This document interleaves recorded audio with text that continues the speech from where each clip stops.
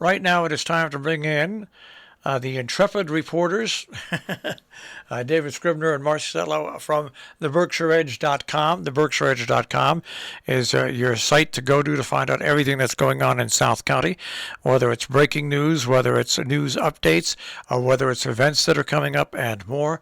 And we always welcome them in on a Wednesday morning. Good morning, Marcy. Good morning, David. Good morning, good morning. I like being intrepid. Yes.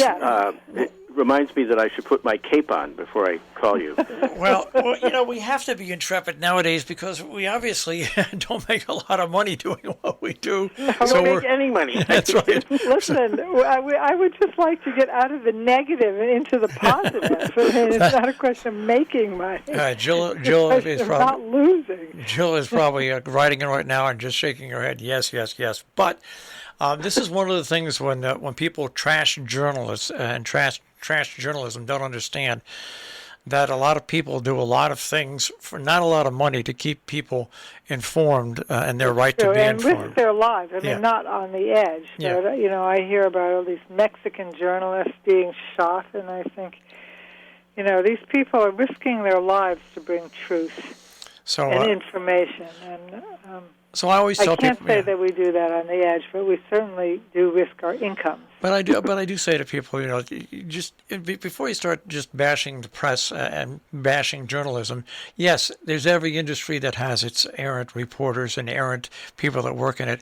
But as a whole, what the journalism industry does for you folks out there, if they weren't around, if you think things are bad now, you'd be surprised at how bad they could be. Well, you wouldn't know how bad they were. Well, sooner or later you would find out. Sooner or later, people would say, "How did that happen?" So, that's enough of my lecturing about people that bash the press. But it does upset me to no end. Let's start off with a story of the Times, actually, and that is potential free battery charging for electric vehicles in Great Barrington. Well, that's right. This is a story that our reporter Terry Cowgill got, and Great Barrington is they're talking about putting charging stations, electric vehicle charging stations at Town Hall, and right now the plan is that they would be free. In other words, anyone could just go and charge up their car, and this has brought up some concern that this is like free gasoline or free fuel, but they're trying to encourage, an environmentally responsible transportation system by having free charging stations. But we've gotten lots of comments on this, as you can imagine, and we are one of the few publications, probably anywhere in the Berkshires, that allows people to comment, online freely. And the comments are really interesting because, the argument for the free charging stations is that it'll bring people downtown and it'll encourage, as David said, environmentally responsible cars. But people are saying, look, I pay for my own gas, I pay for my own heating oil. Why should the taxpayers be subsidizing people's cars? Nobody subsidizes my car when it's, when I go to get gas, or somebody else said I've been a taxpayer in this town for 50 years, and did anybody once pay an oil delivery for me? So, well, I harken back. Yes, they have, but maybe you're not old enough to remember when gasoline was 32 cents and 60 cents a gallon. They used to come out and pump the gas. They used to give you gifts for coming to gas stations. They used to green stamps. I mean, there were lots of things to get you to go to a gas station, and I think. But those are privately subsidized. Yeah, but I still think what you need what the town is doing is they're trying to. North Canaan has some charging stations that are set up in various locations in North Canaan. I think what it does at first is gets people used to using them, and then if you see that they're being used a lot, well, then you can have people, apply for. There's a million ways you can get money back on it, but I think the main thing is to try to get people used to it at first. And to buy electric cars. And that's the purpose, right, David? Yeah, that's the idea, is to encourage an environmentally responsible transportation system. And a noble cause, but a noble notion, but, people are saying, oh, wait a minute, that electricity isn't free. The taxpayers are subsidizing people's, vehicles, really. It's not just for, town vehicles. It's anybody. I just think that if the town does that and they do it for a short period of time, and then they see what the reaction is, then they can decide if they want to put more in and how they want to charge for it. That may be the mistake, that they didn't put a time limit on. Yeah, I think that's a big mistake. Yeah. Well, it's still, they're still under discussion. This is still a matter that's. I'm sure that they can adjust their their tensions here a little bit, but I think the idea of them supporting electric vehicles is a statement in itself. We've come a long way, baby, as the Tab commercial said about many years ago. You're not kidding. That was true. Virginia Slim. What was that? Okay, well, I know Tab was there too, even though I always hated Tab, but then again, that's my choice. Well, you probably hated Virginia Slim cigarettes. Well, I was a cool smoker when I smoked. I smoked cools, menthol. Let's move on to the next story, and this is I find this a lot here. There's a lot of young people. There's a lot of great programs available for them. The Berkshire Film and Media Collaborative, they've issued a challenge for young filmmakers. That's right. Diane Perlman, who's the head of the Berkshire Film and Media Collaborative, has been is really encouraging. She's really a go-getter and a very inventive leader of this group, and she is encouraging young people to produce short films, and they're seeking. These short film submissions will be six minutes long, and maximum. And so she's encouraging. There's going to be a place for young filmmakers, youthful filmmakers, to have their work shown, which is also to express. They have to focus on a specific divisive challenge and a plan to tackle it.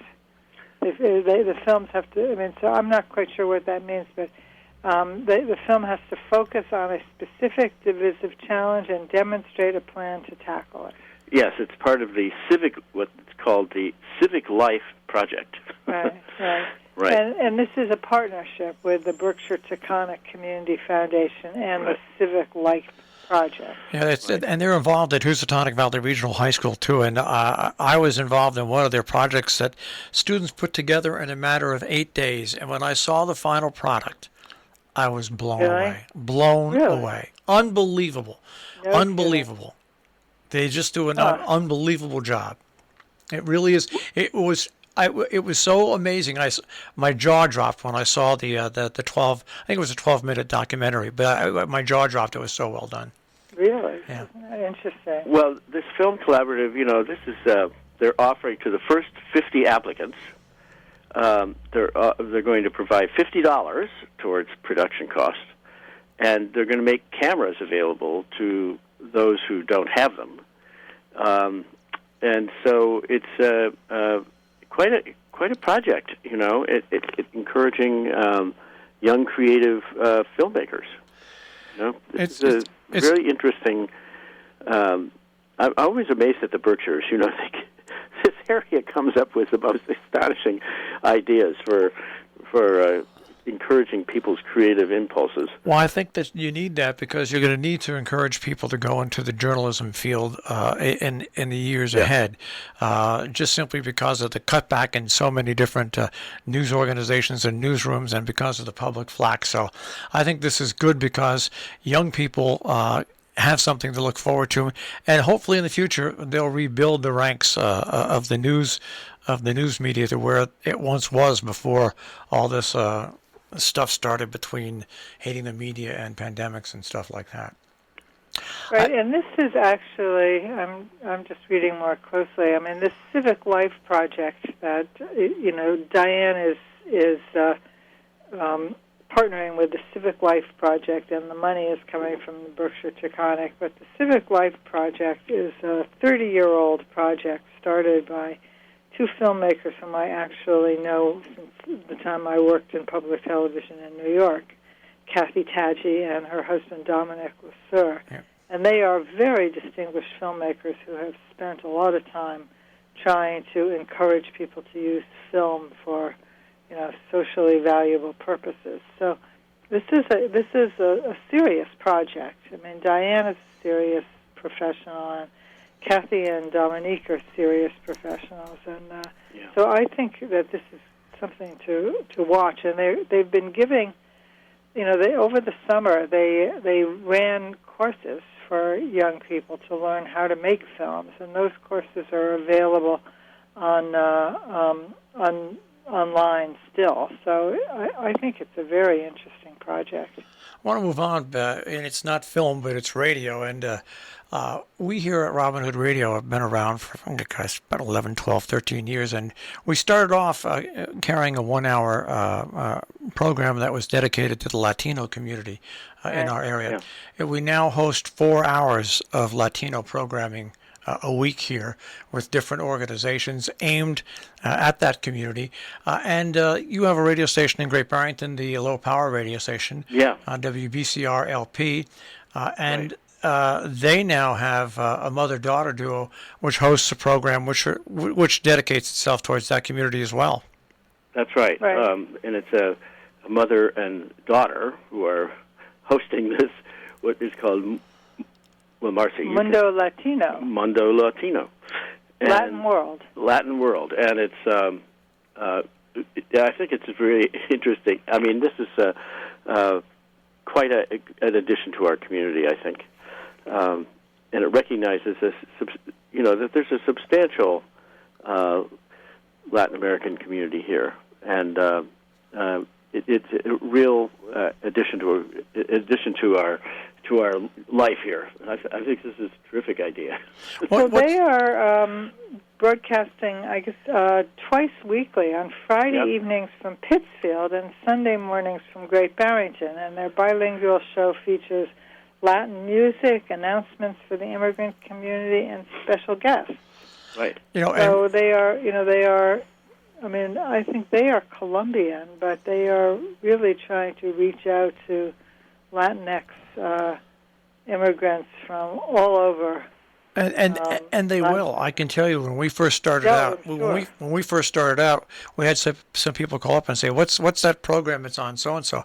Now that those programs, not only do we put them on the air, but we also have them on our on-demand page, and even on the on-demand page, those programs each get between, I'll say, 300 to 700 downloads a show, and that's not a significantly high number, but for being out in the middle of nowhere, it is. So I think it's a great service to the community, and that's what radio should do: is reach out. The interesting percentage of the Latino or Latinx, I guess it's now Latinx, which means gender specific.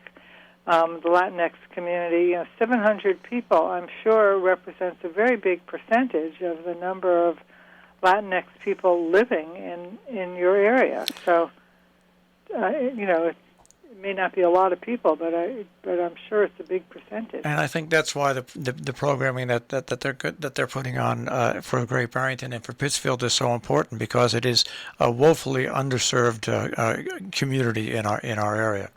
Right. It is. That's right. All right. Yep. I want to go, speaking about woeful. How about marijuana?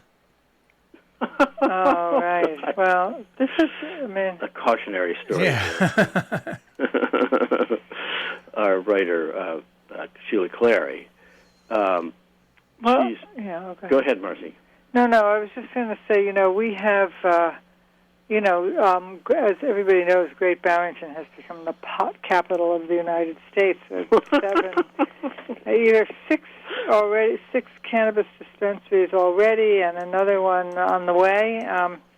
And it's perfectly legal, and they're doing a great business, and it's good for the town. But Sheila has been researching this, and she's discovered that there is something called Cannabinoid Hyperemesis syndrome, which is a gastrointestinal syndrome that it's a stomach disorder, and it is a real phenomenon that and it's on the rise according to doctors. She's spoken to a lot of doctors, there is a possible serious side effect of cannabis use, and so she's written a very interesting article about it. She's saying, in the same way that alcohol is not without its, unpleasant consequences, so marijuana, which everyone feels is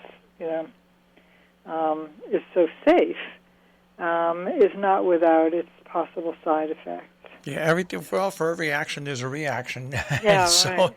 that's the old adage, and really, no matter what you do, there always has to be side effects that you have to be aware of.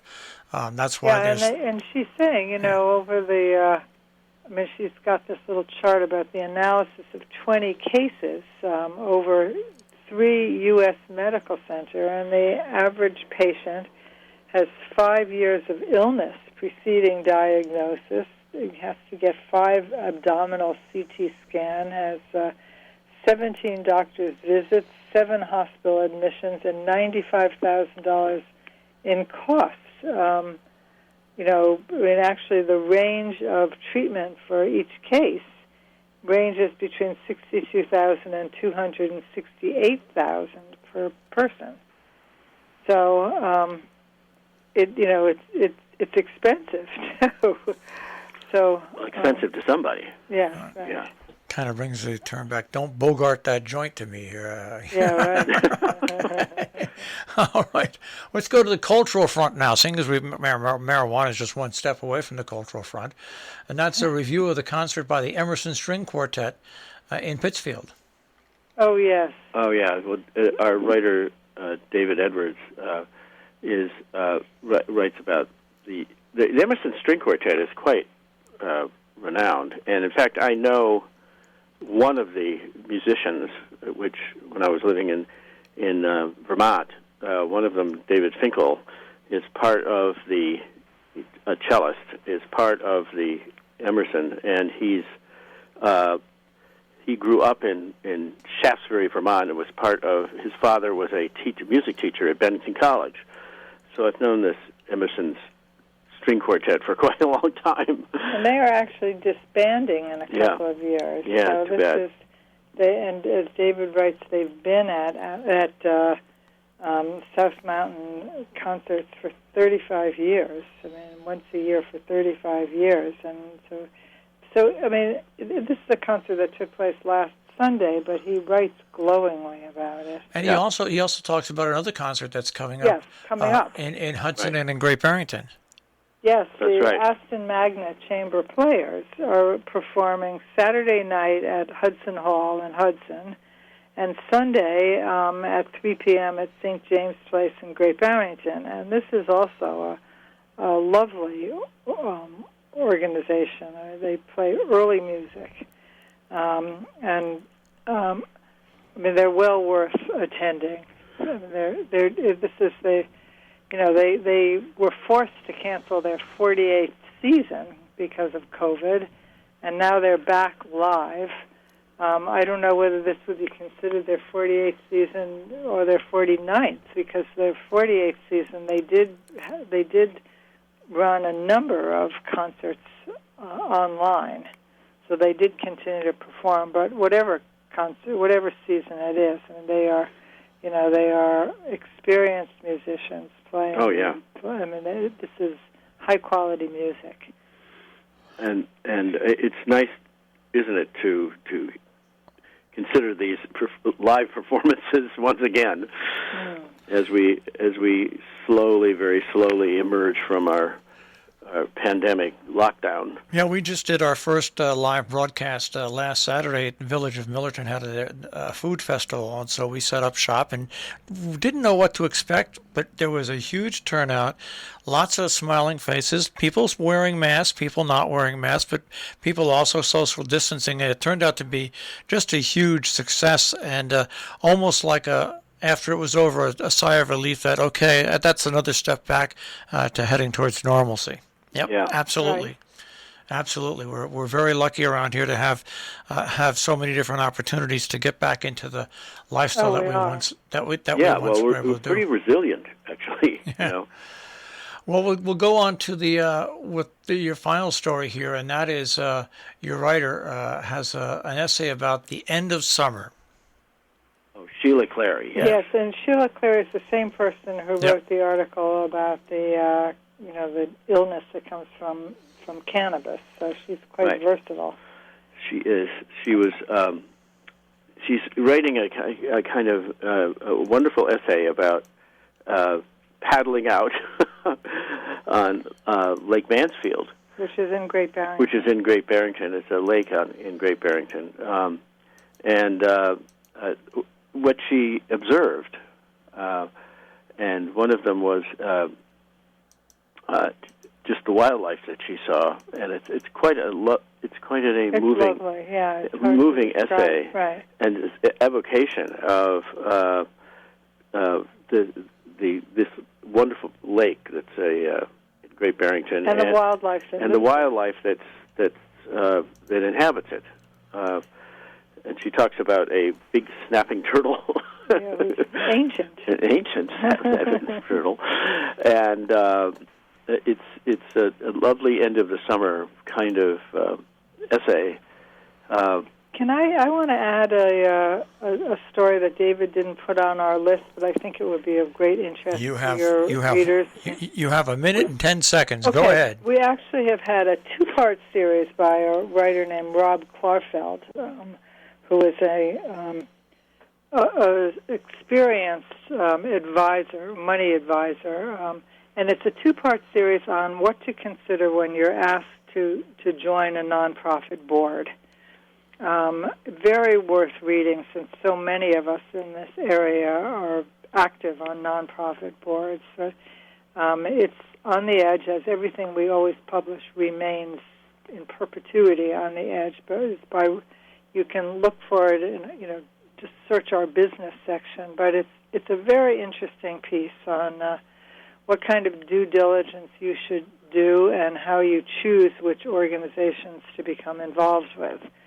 So, very worthwhile reading, I think. All right. Well, Did you get in time? Yeah, you did it in time.